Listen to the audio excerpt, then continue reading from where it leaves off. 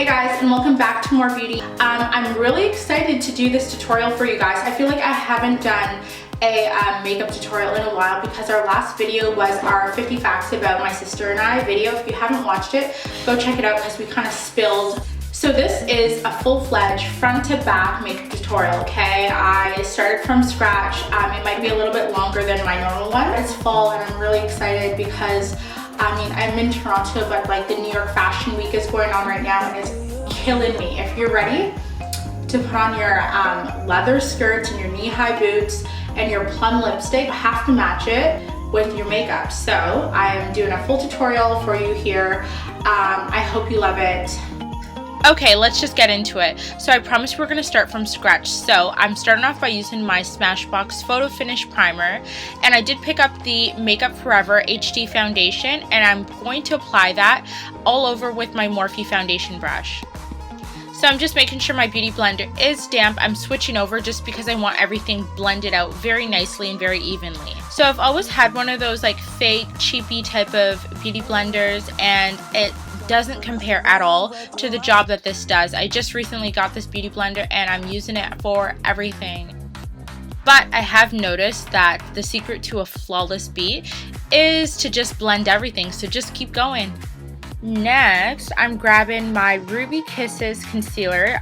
This is something that I picked up from the beauty supply store. My shade is Golden Honey, and I'm applying this in a inverted triangle underneath my eyes, underneath both eyes.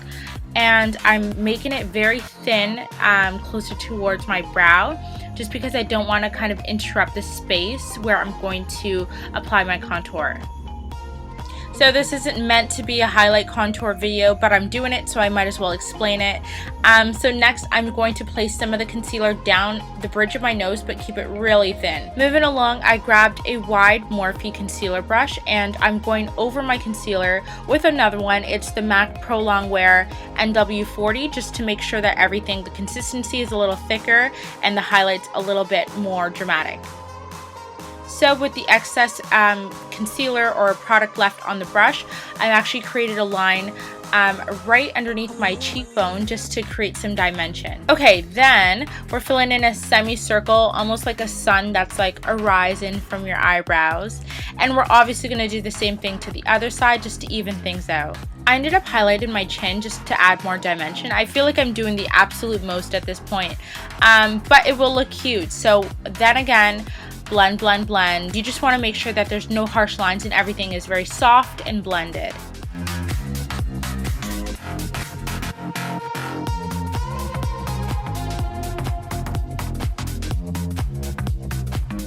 So my sister gave me this Bobbi Brown foundation that I've been using to contour, bless her heart.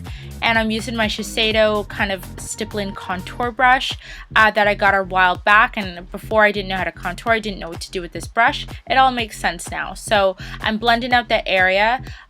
For your contour, you definitely want to push the product upwards on your cheekbone because you're going to blend upwards, if that makes sense. Once again, with my Morphe double-ended foundation brush, I'm just going to take the smaller side and trace a line down both sides of my nose to create illusion that it's kind of smaller. So of course, you're going to blend again and just make sure that all the transitions are very smooth and gradual.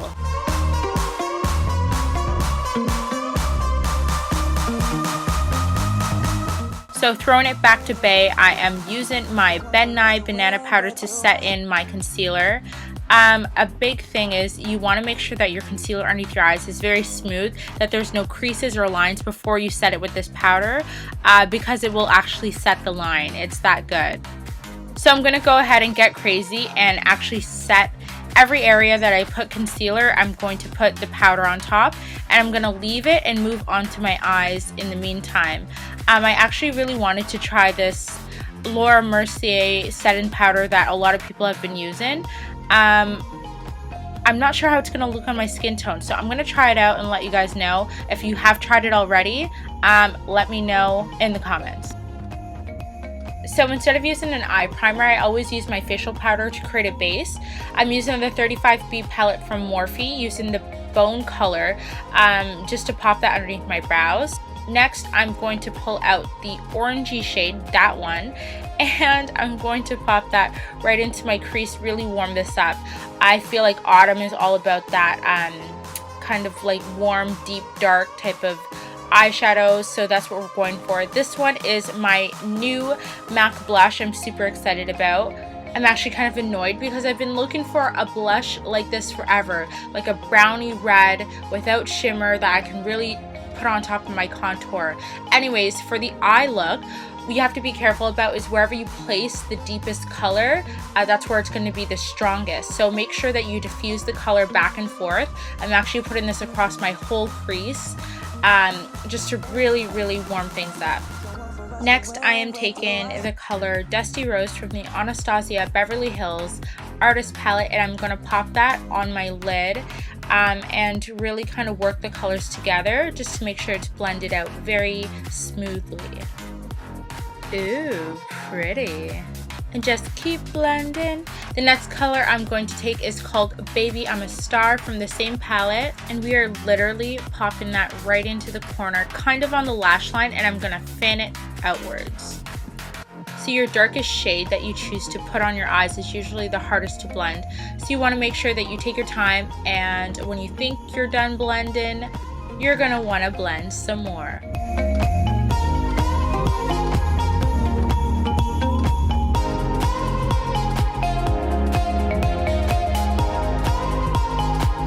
Now with my Maybelline waterproof liquid liner, I'm going to take some of the product off on my hands just so it's not too much. I actually kind of want like a thinner line, not too thin though, because you know, 'tis the season to be dramatic, right?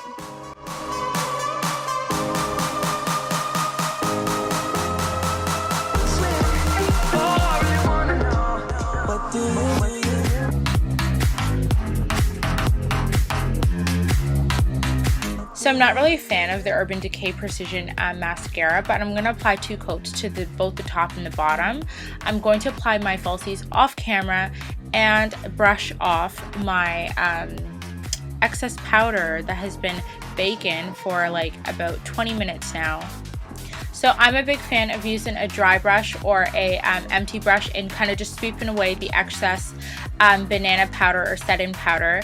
I'm going to grab my go-to Double Wear Estee Lauder powder. It actually is like a powder foundation if you wanted to wear it that way. But I'm going to sweep that color all over just to warm things back up. So I'm going to go in with the exact same colors that we used on the eyelid, and I'm going to pop that right underneath the lower lash line, kind of building the color gradually. I'm using more of a brownie color first, and then I'm going to go ahead and pop a red tone right underneath, and it will really kind of pop that or give that plummy type of autumn feel to the look and bring depth to the look. To be very honest, it's kind of a big brush to be using underneath my eyes, but I'm trying to have a lot of control and blending those colors out, warming everything together. Lastly, on the eyes, I'm going back into the Artist Palette and grabbing the charcoal black, and I'm actually going to pop that right into my waterline, which is tricky because you always get the fallout in your eye. So I'm going to go in with my favorite lip combo right now. It's the Color Drain Liquid Lipstick in Truffle Rain. That's weird to say. And then I'm going to grab my LA Splash Cosmetics in Vampire. That's also a liquid lipstick, and I'm going to fill in the whole lip with that. So whenever you choose to use the deeper tones or matte tones, you definitely want to use a highlighter just to bring some color back in. So this one is the Estee Lauder Heat Wave highlighter, and I do think it's sold out or it was a limited edition, but it's an amazing highlighter. So I hope you really enjoyed that. You guys know the drill by now. Tracy's up next with either a makeup or a hair tutorial. Comment below and let her know exactly what you want to see next, either from my sister or I. And I just want to say hello to all our beautiful new subscribers. We really appreciate the support, and thanks for watching this tutorial, and we'll see you next time. Bye.